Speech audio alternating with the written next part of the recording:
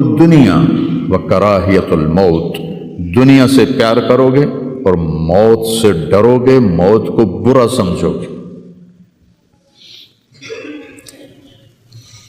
تو پوری امت اس وقت مصیبتوں کا شکار ہے۔ سب سے بڑی مصیبت نکمے حکمران ہیں پورے 57 ملکوں کے، اور وہ 300 سال سے ذلت کی چکی میں پس رہے ہیں۔ لیکن یہ حالات، میرے نبی نے فرمایا میری امت پہ آخرت میں بڑا عذاب نہیں ہے، میری امت کا عذاب دنیا میں ہی ہو جائے گا۔ کہا یہ وہ کیا ہے؟ کہا وہ قتل ہے، ان کا قتل ہونا ان کے گناہوں کی معافی کا ذریعہ بن جائے گا۔ جب جنگ احد میں شکست کی صورت بنی تو ابو سفیان نے نعرہ لگایا کہ اولو حبل زندہ باد، اولو حبل، جسے ہم کہتے ہیں حبل زندہ باد۔ تو اللہ کے نبی کو کہنے لگا محمد ہے، احد پہاڑ میں چھپے ہوئے تھے، عمر ہے، ابو بکر ہے، عمر ہے، علی ہے۔ تو آپ نے سب کو خاموش رہنے کا حکم دیا، تو سارے کوئی جواب نہیں دے رہے۔ تو وہ کہنے لگا آج ہم نے سب کو مٹا دیا۔ تو حضرت عمر چپ نہ رہ سکے، کہنے لگے تیرا بیڑا غرق کو، ہم سب زندہ ہیں، سب تیری باتیں سن رہے ہیں۔ کہنے لگا کل تمہاری جیت تھی، آج ہماری جیت ہے۔ کہا بالکل نہیں، آج بھی ہماری جیت ہے، ہمارے قتل ہوئے جنت میں گئے، تمہارے قتل ہوئے جہنم میں گئے۔ تو عجبا لامر المومن، مسلمان کے لیے بڑی حیران کن بات ہے، میرے نبی نے کہا ان اصابتہ السراء فشکر فلہ الجنہ، جس کو اللہ تعالیٰ نعمتیں دیتا ہے تو یہ شکر ادا کرتا ہے تو اسے جنت ملتی ہے۔ وَإِنْ أَصَابَتْهُ الضَّرَّاءُ، اسے اللہ تعالیٰ مشکل میں ڈالتا ہے، مصیبت آتی ہے، فصبر، یہ صبر کرتا ہے، فلہ الجنہ، تو اسے جنت ملتی ہے۔ تو اس وقت امت پر جو حالات ہیں یہ صبر کے حالات چل رہے ہیں، اور جو ارض فلسطین ہے اللہ اسے ضائع نہیں کرے گا۔ صرف ارض فلسطین میں پہلی اللہ کی جو رحمت آئی کہ اللہ تعالیٰ نے پہلا گھر بنایا، اول بیت وضع للناس، فرشتوں کے ذریعے، وہ بیت اللہ تھا۔ اور اس کے بعد اللہ تعالیٰ نے دوسرا گھر جو دنیا میں بنایا وہ مسجد اقصی تھی، یہ بھی فرشتوں نے بنائی تھی۔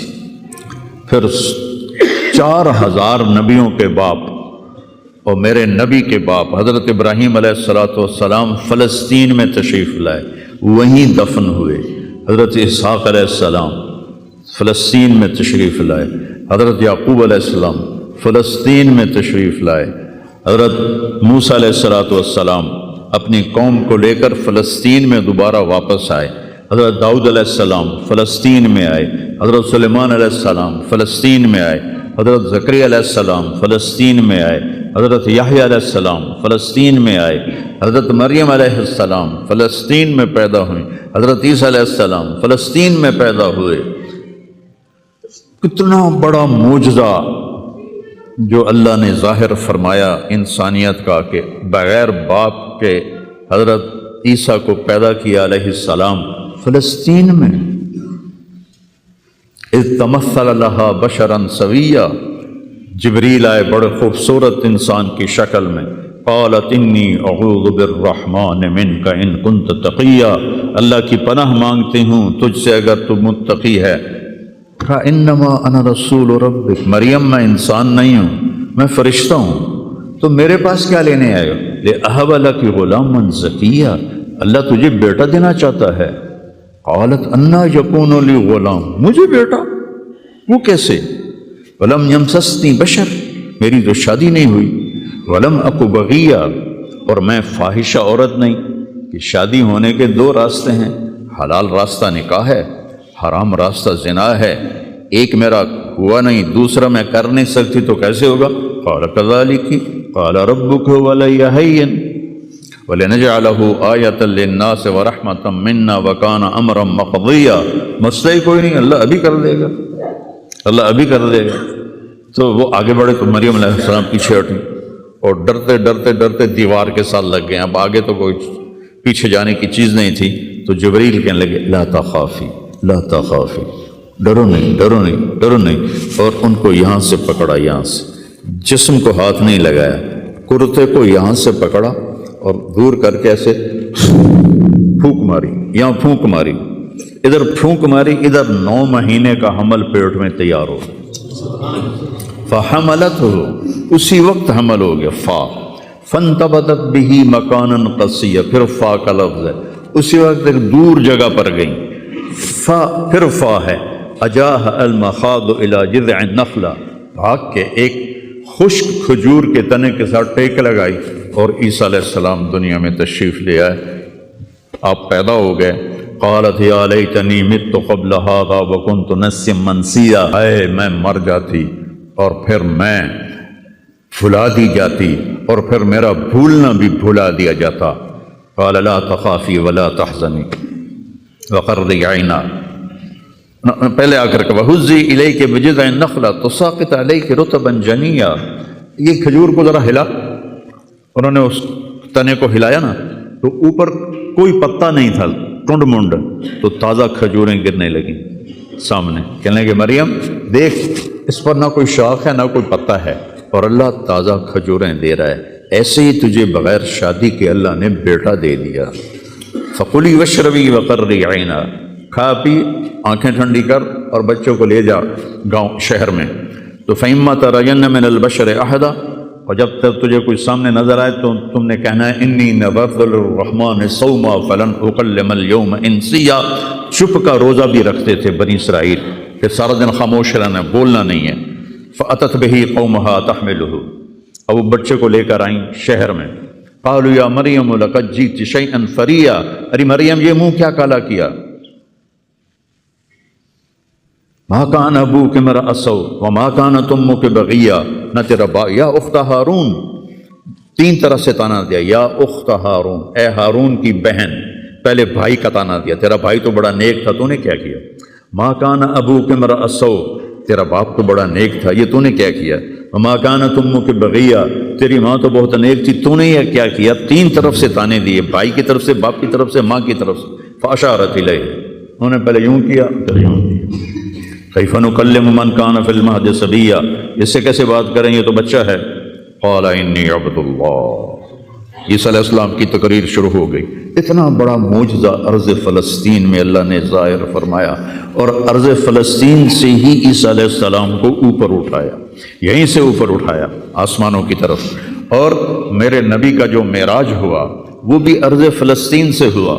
سبحان الذی اسری بعبدہ لیلا من المسجد الحرام الی المسجد الاقصی، وبرکت ذات جو مسجد حرام سے مسجد اقصی لے گیا اپنے بندے کو، الذی بارکنا حولہ، اس خطے کو اللہ نے بابرکت فرمایا، کسی خطے کو بابرکت نہیں فرمایا، اس فلسطین کے خطے کو اللہ تعالیٰ نے بابرکت فرمایا۔ حضرت میمونہ نے پوچھا یا رسول اللہ مل قدس، یہ جو قدس ہے اس کی کوئی حقیقت تو بتلائیں۔ آپ نے کہا ارض المنشر والمحشر، یہ وہ زمین ہے جہاں پر حشر قائم ہوگا، یہ وہ زمین ہے جہاں پر حشر قائم ہوگا، اور جہاں یہ وہ زمین ہے، یہ تو میں اپنی طرف سے اگلی بات بتا رہا ہوں، فلسطین کی آخری جو معرکہ ہوگا دجال کا اور حضرت عیسیٰ علیہ السلام کا فلسطین میں ہو، تو لد کے مقام پر عیسیٰ علیہ السلام اور ان کا مقابلہ ہوگا۔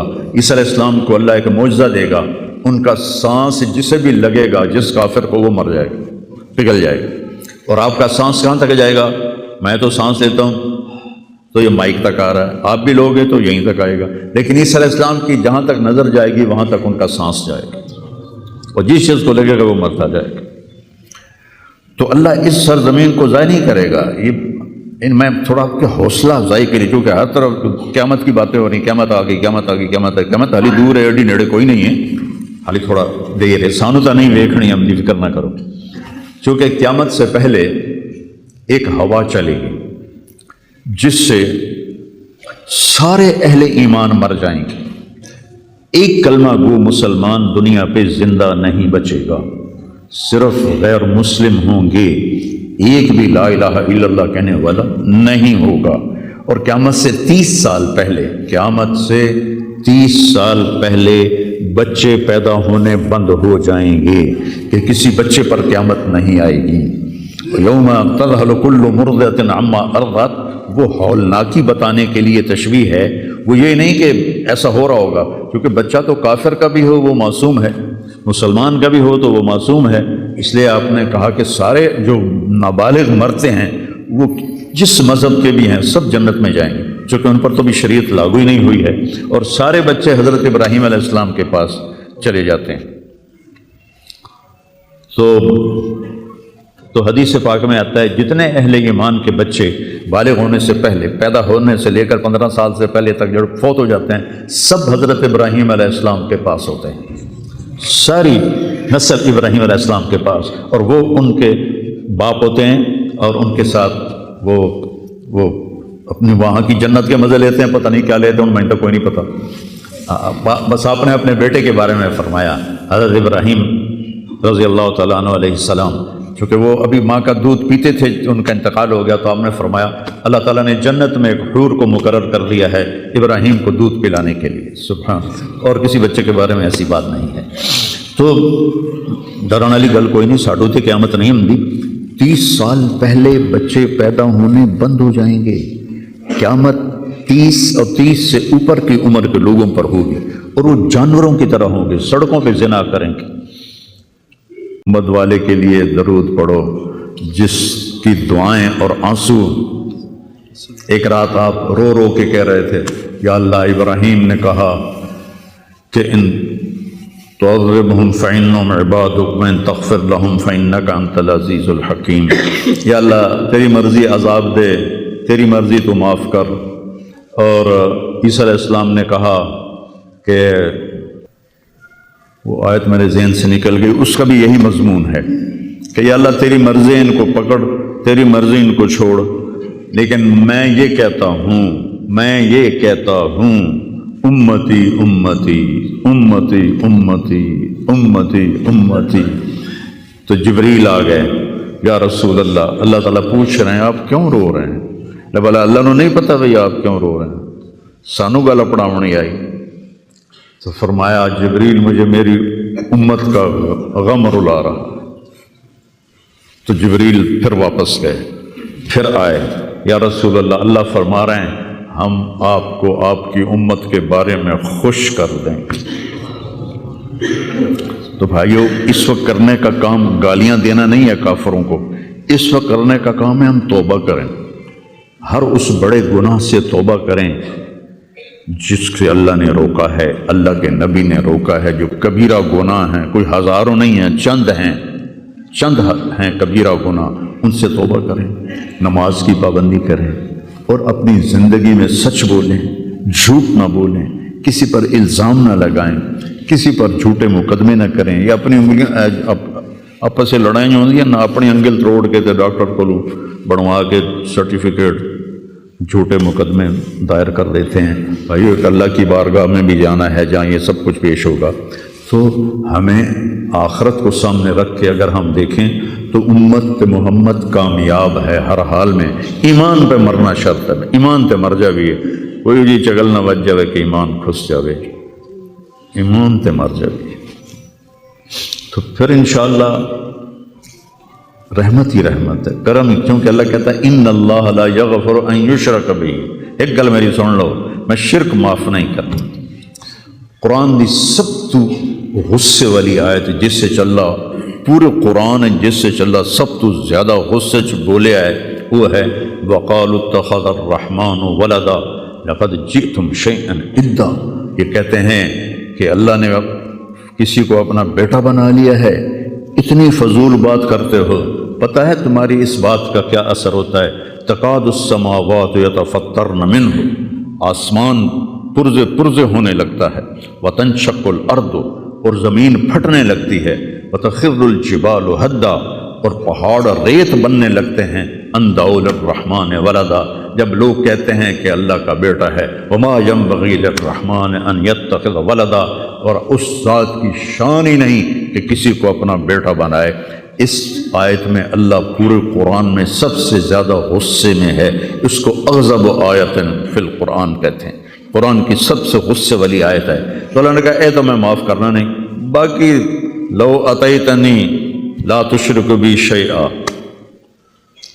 یا عبدی لو جئتنی بقراب الارض خطایا ثم لا تشرک بی شیئا لاتیتک بہا مغفرہ، میرا بندہ تو میرے پاس اتنے گناہ لے کر آ کہ پوری دھرتی بھری ہوئی ہو تیرے گناہوں سے، لیکن تو شرک سے پاک ہو، تو جتنے تیرے گناہ ہیں اتنی تیری نیکیاں دے دوں،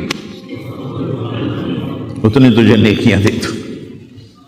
تو بھائی ہم توبہ کریں، استغفار کریں، آپس میں صلح کریں، کسی سے لڑے ہوئے ہو تو صلح صفائی کر لو، اور کسی کا حق مارا ہوا ہے تو اس کو دے دو، کوئی غلط جھوٹے قسم کے الزامات لگائے ہیں، مختصر بات ہے 2 نفل پڑھ کے توبہ کر لو، انشاءاللہ اللہ کی مدد، اللہ ہر حال میں اس امت کا مددگار ہے، دکھ دے رہا ہے تو بھی مددگار ہے، سکھ دے رہا ہے تو بھی مددگار ہے۔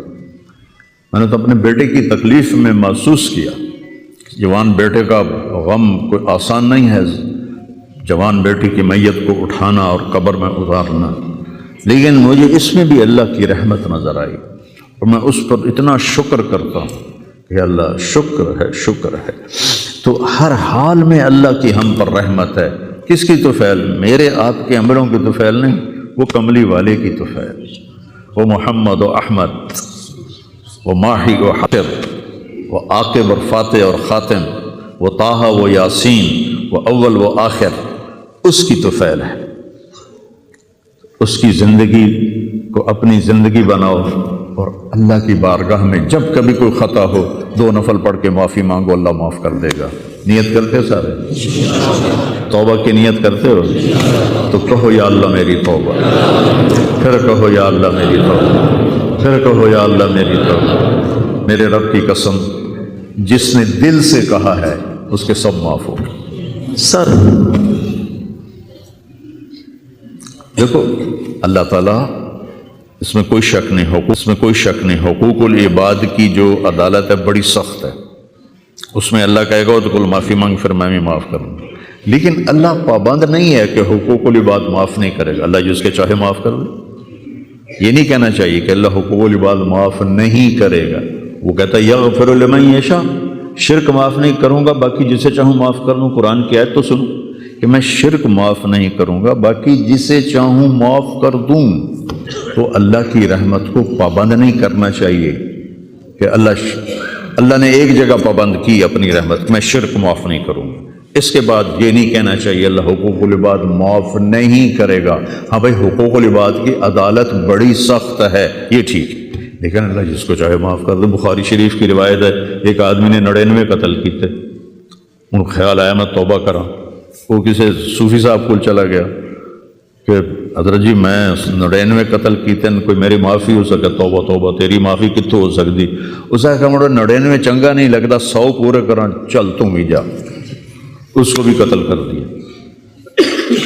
پھر اس کو خیال آیا میں معافی مانگوں، تو ایک عالم کے پاس گیا، علم و باز کرے فقیری، کافر مرے دیوانہ ہو۔ وہ ایک عالم کے پاس گیا، حضرت میں نے 100 قتل کیے ہیں، میری توبہ ہے؟ کہا بالکل ہے، توبہ کو کون روک سکتا ہے، لیکن صحبت بدلنی پڑے گی۔ جو تبلیغ میں کہتے ہیں نا چلہ لگاؤ، یہ صحبت بدلنے کے لیے، صحبت بدلنی پڑے گی۔ چلہ لگاؤ، آج کی زبان میں چلہ لگاؤ، یا چلو 3 دن ہر مہینے لگاؤ۔ کہا تو یہ بستی چھوڑ دے، او نیک لوگوں کا شہر ہے، وہاں جا کے بس جا، تیری توبہ پکی ہو جائے گی، معاف ہو جائے گا۔ انہوں نے کہا جی میں تیار ہوں۔ وہ اپنا گھر چھوڑا اور چل پڑا، راستے میں موت آ گئی۔ ارے تھوڑا جا گیا ہے، دھڑم ڈٹھا، جب اسے دیکھا مجھے موت آ رہی تو اس نے جمپ لگایا، تو جمپ لگایا تو اس طرح گرا، اس طرح، دونوں ہاتھ آگے تھے اور پورا بدن آگے کی طرف۔ اللہ نو ادا پسند آ گئی، کی پسند ہے اللہ نو پتہ ہے۔ اللہ تعالیٰ نے جنت کا فرشتہ بھی بھیج دیا، دوزخ کا بھی بھیج دیا، بھلا اللہ نو نہیں پتہ میں کی فیصلہ کرنا ہے، لیکن ہمیں سنانے کے لیے یہ سارا کچھ اللہ نے کیا۔ جنت کے فرشتے کہنے لگے ساڑا مہمان ہے، توبہ کر گیا۔ دوزخ کے فرشتے کہنے لگے حالی اتھے اپڑیا نہیں جتھے جا کے توبہ پکی ہونی ہے، ایسا سے ساڑا کہہ دیے اساں ہاتھ کڑی پاونی ہے۔ وہ آکھنا اسی پھلاں دے ہار پاونے نہیں، میں اپنی طرف سے کہہ رہا ہوں۔ انہاں فرشتیاں دا جھگڑا ہو گیا، اللہ نے تیسرا فرشتہ بھیجا، جا کے ان میں فیصلہ کرو، جہاں اس کی لاش پڑی ہے ادھر بھی فاصلہ ناپو، ادھر بھی فاصلہ ناپو، اگر نیک لوگوں کی بستی کے قریب ہے تو جنت والے لے جاؤ، اور اگر وہ گھر کے قریب ہے تو دوزخ والے لے جاؤ۔ اور حقیقت میں وہ گھر کے قریب تھا، نیک لوگوں کی بستی سے دور تھا، اور دھرتی رب دی اللہ نے ایس پاس والی زمین واقعہ نیڑے ہو جا، سکڑ جا، وہ سکڑ گئی۔ ادھر والی زمین سے کہا پھیل جا، وہ ایسے پھیل گئی۔ جب انہوں نے پیمائش کی تو ادھر قریب ہو گیا، گھر سے دور ہو گیا، اللہ نے آ کے جنت دے دیا۔ جس کو چاہے معاف کر۔ اللہ کی رحمت کو پابند نہیں کرنا چاہیے۔ اللہ حقوق العباد معاف نہیں کرے گا ایسا مت کہو۔ ہاں، حقوق العباد کی عدالت بہت سخت ہے، اس میں کوئی شک نہیں ہے۔ تو بھائیو، کسی کا حق لے کے نہ مرو۔ تمہارا حق کسی پر ہے تو تمہیں مل جائے گا آخرت۔ تو سارے بھائیوں نے نیت کر لی نا پکی توبہ کی۔ 10,000 تھی، اور خالد ابن ولید رضی اللہ تعالیٰ عنہ وہ لشکر کے امیر تھے۔ اس وقت وہ عراق میں تھے جب حضرت ابو بکر صدیق کو پتہ چلا کہ جو 18 دن کا تھا اور ایک راستہ تھا جس سے لوگ آتے جاتے تھے وہ 2 مہینے کا تھا، تو حضرت خالد نے فرمایا میں اس صحرا کو پار کروں گا۔ لوگوں نے کہا ہم بھوک سے مر جائیں گے، پیاس سے مر جائیں گے۔ کہا جس لشکر میں رافع ابن عمیرہ ہو وہ لشکر ہلاک نہیں ہو سکتا۔ آئے اشاق گئے وعدہ فردہ لے کر، ابو نے ڈھونڈ چراغ رخ زیبا لے کر۔ آئے تھے کچھ لوگ جو اللہ کو راضی کر کے دوستی لگا کے دکھا گئے، کب اپنی آنکھوں سے ڈھونڈ چراغ رخ زیبا، تمہیں نظر کوئی نہیں آئیں گے، مرد نظر آئیں گے، انسان کوئی نہیں نظر آئے گا، عورتیں نظر آئیں گی، انسان کوئی نہیں نظر آئے گا۔ تو فرمایا جس لشکر میں رافع ہو وہ لشکر ہلاک نہیں ہو سکتا۔ انہیں فرمایا ہمارے پاس پانی کا بڑا ذخیرہ ہے، ہم ہلاک نہیں ہوں گے، نہیں، ہمارے پاس رافع ہے، اور وہ شخص ہے کہ جو کہے گا اللہ کرے گا۔